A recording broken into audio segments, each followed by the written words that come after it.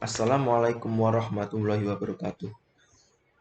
Hari ini saya akan mempresentasikan makalah agama dengan judul Al-Hadis sebagai sumber hukum Islam. Perkenalkan, nama saya Muhammad Zaki Ulinuha Albi Putra, NIM GD11 190012. Oke, yang pertama, kata pengantar. Dengan menyebut nama Allah Subhanahu wa taala yang Maha Pengasih lagi Maha Penyayang, kami panjatkan puja dan puji syukur atas kehadiratnya yang telah melimpahkan rahmat, hidayah dan inayahnya kepada kami, sehingga kami dapat menyelesaikan makalah tentang Al-Hadis sebagai sumber hukum Islam. Makalah ini telah kami susun dengan maksimal dan mendapatkan bantuan dari berbagai pihak, sehingga dapat memperlancar pembuatan makalah ini. Untuk itu kami menyampaikan banyak terima kasih kepada semua pihak yang telah berpartisipasi dalam pembuatan makalah ini. Terlepas dari semua itu, kami menyadari sepenuhnya bahwa masih ada kekurangan baik dari segi susunan kalimat maupun tata bahasanya. Oleh karena itu, dengan segala kekurangan dalam makalah ini, kami menerima segala saran dan kritik dari pembaca agar kami dapat memperbaiki makalah ini. Akhir kata, kami berharap semoga makalah tentang Al-Hadis sebagai sumber hukum Islam dapat memberikan manfaat maupun inspirasi terhadap pembaca. Semarang 21 Oktober 2021. Bab 1 pendahuluan. Latar belakang. Al-Hadis merupakan sumber ajaran Islam yang kedua dari Al-Quran. Dilihat dari sudut periwayatannya, jelas antara hadis dan Al-Quran terdapat perbedaan. Untuk Al-Quran, semua periwayatannya berlangsung secara mutawatir. Sedangkan periwayatan hadis sebagian berlangsung secara mutawatir dan sebagian lagi berlangsung secara ahad. Sehingga mulai dari sinilah timbul berbagai pendapat dalam menilai kualitas hadis, sekaligus sumber perdebatan dalam kancah ilmiah atau bahkan dalam kancah-kancah non-ilmiah. Akibatnya bukan kesepakatan yang didapatkan, akan tetapi sebaliknya perpecahan yang terjadi. Oleh karena itu, timbul sebuah pertanyaan, apakah hadis dapat dijadikan sebuah hujah atau tidak? Maka penulis mencoba membahas beberapa hal yang terkait dengan al-hadis sebagaimana terangkum dalam rumusan masalah sebagai berikut. Rumusan masalah. 1. Jelaskan pengertian al-hadis. 2. Jelaskan kedudukan hadis dalam Al-Quran. 3. Jelaskan fungsi hadis. 4. Jelaskan hubungan hadis dengan Al-Quran. Bab 2. Pembahasan.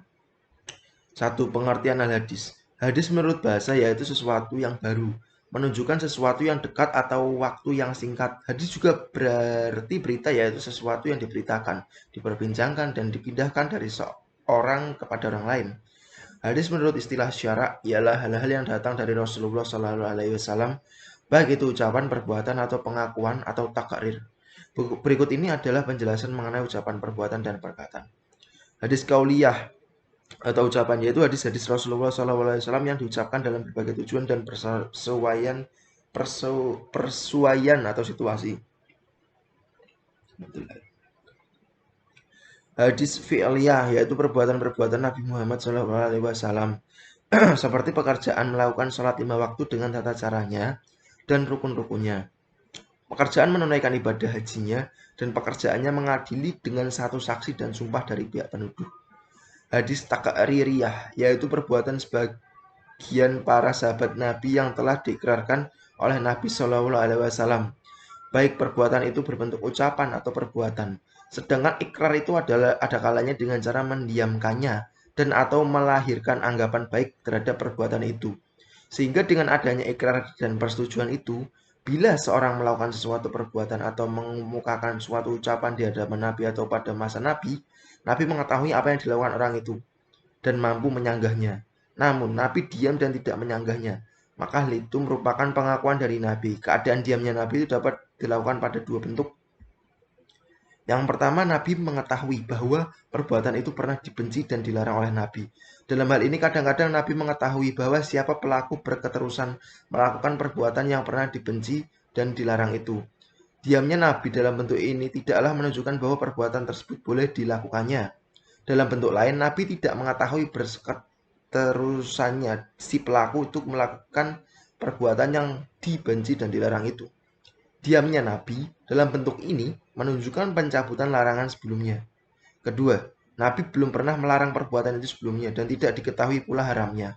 Diamnya Nabi dalam hal ini menunjukkan hukumnya adalah meniadakan keberatan untuk diperbuat. Karena seandainya perbuatan itu dilarang, tetapi Nabi mendiamkannya, padahal ia mampu untuk mencegahnya, berarti Nabi berbuat kesalahan. Sedangkan Nabi terhindar dari kesalahan.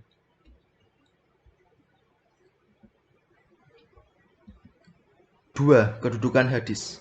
Dalam kedudukannya sebagai penjelas hadis kadang-kadang memperluas hukum dalam Al-Quran atau menetapkan sendiri hukum di luar apa yang ditentukan Allah dalam Al-Quran. Kedudukan hadis sebagai bayani atau menjalankan fungsi yang menjelaskan hukum Al-Quran tidak diragukan lagi dan dapat diterima oleh semua pihak. Karena memang untuk itulah Nabi ditugaskan Allah Subhanahu wa Ta'ala. Namun dalam kedudukan hadis sebagai dalil yang berdiri sendiri dan sebagai sumber kedua setelah Al-Quran menjadi bahan perbincangan di kalangan ulama. Perbincangan ini muncul disebabkan oleh keterangan Allah sendiri yang menjelaskan bahwa Al-Quran atau ajaran Islam itu telah sempurna. Oleh karenanya tidak perlu lagi ditambah oleh sumber lain. Jumhur ulama berpendapat bahwa hadis berkedudukan sebagai sumber atau dalil kedua setelah Al-Quran dan mempunyai kekuatan untuk ditaati serta mengikat untuk semua umat Islam. Jumhur ulama mengemukakan alasannya dengan berbagai dalil di antaranya. 1. Banyak ayat Al-Quran yang menyuruh umat mentaati Rasul. Ketaatan kepada Rasul sering dirangkaikan dengan keharusan mentaati Allah. Seperti yang tersebut dalam surat An-Nisa 59. Artinya, hai orang-orang yang beriman, taatilah Allah dan taatilah Rasulnya. Bahkan dalam tempat lain, Al-Quran mengatakan bahwa orang yang mentaati Rasul berarti mentaati Allah. Sebagaimana tersebut dalam surat An-Nisa 80. Artinya, barang siapa yang mentaati Rasul itu, sesungguhnya ia telah mentaati Allah. Dan barang siapa yang berpaling dari ketaatan itu, maka kami tidak mengutusmu untuk menjadi pemelihara bagi mereka. Yang dimaksud dengan mentaati Rasul dalam ayat-ayat tersebut adalah mengikuti apa-apa yang dilakukan atau dilakukan oleh Rasul sebagaimana tersakup dalam sunnahnya. Dari ayat di atas jelaslah bahwa hadis itu adalah juga wahyu. Bila wahyu mempunyai kekuatan sebagai dalil hukum, maka hadis pun mempunyai kekuatan hukum untuk dipatuhi. Kekuatan hadis sebagai sumber hukum ditentukan oleh dua segi. Pertama, dari segi kebenaran materinya, dan kedua, dari segi kekuatan penunjukannya terhadap hukum.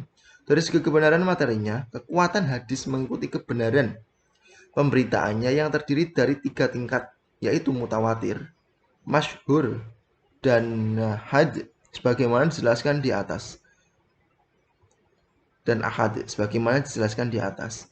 Khobar mutawatir ditinjau dari segi kuantitas sahabat yang meriwayatkannya dari Nabi dan juga kuantitas yang meriwayatkannya dari sahabat dan seterusnya adalah qat'i, dalam arti dia kini kebenarannya bahwa hadis itu benar dari Nabi. Meskipun jumlah hadis mutawatir ini tidak banyak, namun mempunyai kekuatan sebagai dalil sebagaimana kekuatan Al-Quran khobar. Mutawatir mempunyai kekuatan tertinggi di dalam periwayatan dan menghasilkan kebenaran tentang apa yang diberitakan secara mutawatir, sebagaimana kebenaran yang muncul dari hasil pengamatan. Para ulama sepakat mengatakan bahwa khobar mutawatir menghasilkan ilmu yakni meskipun mereka berbeda pendapat dalam menetapkan cara sampai kepada ilmu yakin itu secara tanpa memerlukan pembuktian atau memerlukan pembuktian kebenarannya. Untuk sampai khobar mutawatir itu kepada ilmu yakin harus terpenuhi syarat-syarat tertentu. Di antaranya, syarat-syarat itu disepakati oleh ulama dan syarat lainnya diperselisihkan. Syarat yang disepakati ada yang menyangkut pembawa berita. 3. Fungsi hadis. Dalam uraian tentang Al-Quran telah dijelaskan bahwa sebagian besar ayat-ayat hukum dalam Al-Quran adalah dalam bentuk garis besar yang secara amaliyah belum dapat dilaksanakan tanpa penjelasan dari hadis. Dengan demikian, fungsi hadis yang utama adalah untuk menjelaskan Al-Quran. Hal ini telah sesuai dengan penjelasan Allah Subhanahu wa Ta'ala dalam surat An-Nahl ayat 64. Artinya, dan kami tidak menurunkan kepadamu Alkitab atau Al-Quran ini melainkan agar kamu dapat menjelaskan kepada mereka apa yang mereka perselisihkan itu. Dengan demikian, bila Al-Quran disebut sebagai sumber asli bagi hukum fikih, maka hadis disebut sebagai bayani Dalam kedudukannya sebagai bayani, dalam hubungannya dengan Al-Quran, ia menjalankan fungsi sebagai berikut. 1. Menguatkan dan menegaskan hukum-hukum yang tersebut dalam Al-Quran atau disebut fungsi ta'kid dan takrir. Dalam bentuk ini, hadis hanya sebagai mengulangi apa-apa yang tersebut dalam Al-Quran. Umpamanya, firman Allah dalam surat Al-Baqarah ayat 110 yang artinya, dan dirikanlah sholat dan tunaikanlah zakat. Ayat itu dikuatkan oleh sabda Nabi yang artinya, Islam itu didirikan dengan 5 pondasi. Kesaksian bahwa tidak ada Tuhan selain Allah dan Muhammad adalah Rasulullah, mendirikan sholat, menunaikan zakat. 2. Memberikan penjelasan terhadap apa yang dimaksud dalam Al-Quran dalam hal. 3. Menjelaskan arti yang masih samar dalam Al-Quran. 4. Merinci apa-apa yang dalam Al-Quran disebutkan secara garis besar. 5. Membatasi apa-apa yang dalam Al-Quran disebut secara umum. 6. Memperluas maksud dari sesuatu yang tersebut dalam Al-Quran.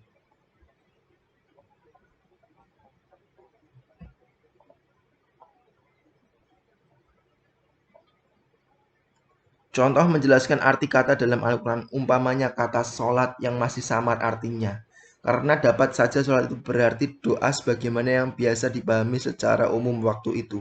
Kemudian Nabi melakukan serangkaian perbuatan yakni terdiri dari ucapan dan perbuatan secara jelas yang dimulai dari takbiratul ihram dan berakhir dengan salam. Sesudah itu Nabi bersabda, inilah sholat itu, kerjakanlah sholat sebagaimana kamu melihat saya mengerjakan sholat.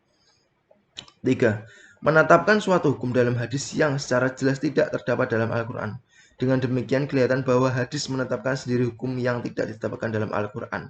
Fungsi hadis dalam bentuk ini disebut itsbat. Sebenarnya, bila diperhatikan dengan teliti, akan jelas bahwa apa yang ditetapkan hadis itu pada hakikatnya adalah penjelasan terhadap apa yang disinggung Al-Quran, atau memperluas apa yang disebutkan Al-Quran secara terbatas. Umpamanya Allah Subhanahu wa taala mengharamkan memakai bangkai, darah dan daging babi. Larangan Nabi ini menurut lahirnya dapat dikatakan sebagai hukum baru yang ditetapkan oleh Nabi. Karena memang apa yang diharamkan Nabi ini secara jelas tidak terdapat dalam Al-Quran. Tetapi kalau dipahami lebih lanjut, larangan Nabi itu hanyalah sebagai penjelasan terhadap larangan Al-Quran lah memakan sesuatu yang kotor.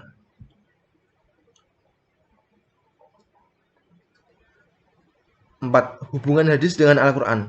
Bila kita lihat dari fungsinya, hubungan hadis dengan Al-Quran sangatlah berkaitan karena pada dasarnya hadis berfungsi menjelaskan hukum-hukum dalam Al-Quran dalam segala bentuknya.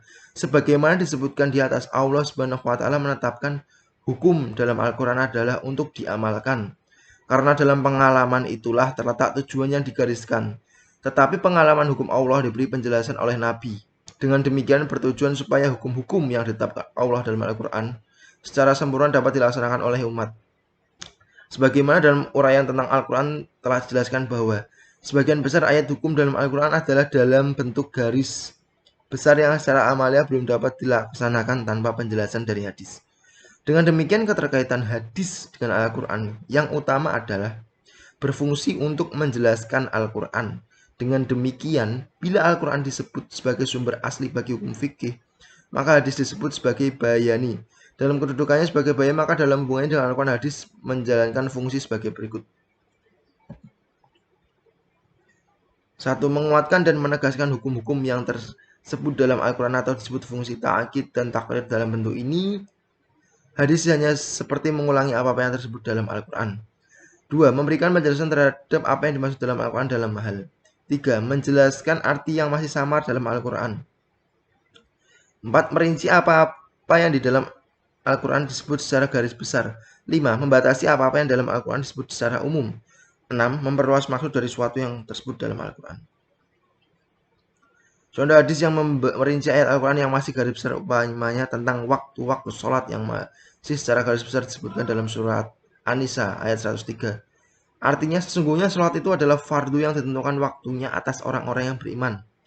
Contoh hadis yang membatasi maksud ayat Al-Quran yang datang dalam bentuk umum, umpamanya hak warisan anak laki-laki dan anak perempuan dalam surat An-Nisa ayat 11.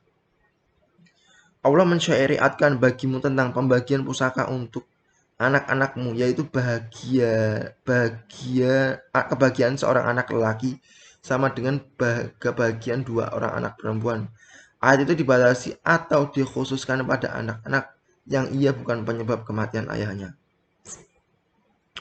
Contoh hadis memperluas apa yang dimaksud oleh Al-Quran. Umpamanya, firman Allah yang melarang seorang laki-laki memadu 2 orang wanita yang bersaudara dalam surat An-Nisa ayat 23 yang artinya, dan menghimpunkan atau dalam perkawinan 2 perempuan yang bersaudara, kecuali yang telah terjadi pada masa lampau.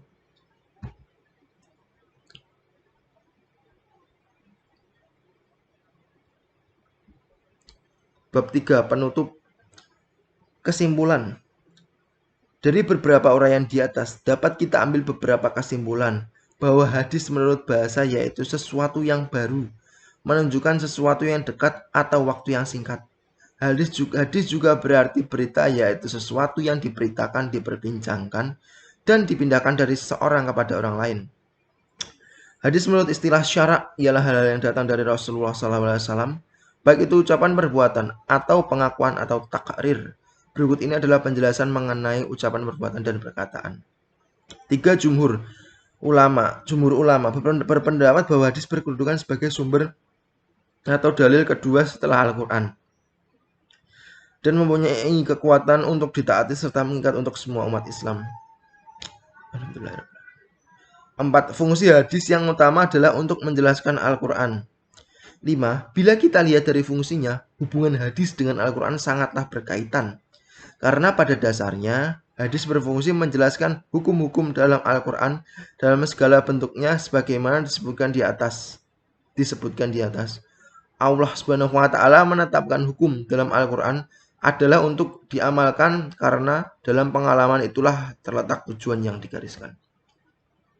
Daftar pustaka Syarifuddin Amir Usul Fikih, cetak 1 Jakarta, Logos Wacana Ilmu 1997, DRS Mudasir Haji Ilmu Hadis, cetak 1 Bandung Pustaka Setia 1999, Pulungan Suyuti Fikih Siasa Ajaran Sejarah dan Pemikiran, cetakan 5 Jakarta, Raja Grafindo Persada 2002, Abu Zahroh Usul Fikih Bulan Bintang Jakarta 1980, Al-Siddiqi TM Hasbi Pengantar Ilmu Fikih Bulan Bintang Jakarta 1999. Oke, terima kasih. Mungkin itu yang dapat saya sampaikan untuk presentasi tugas makalah agama yang berjudul Al-Hadis sebagai sumber hukum Islam. Maaf kata jika ada kesalahan.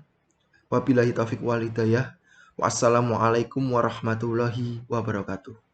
Terima kasih.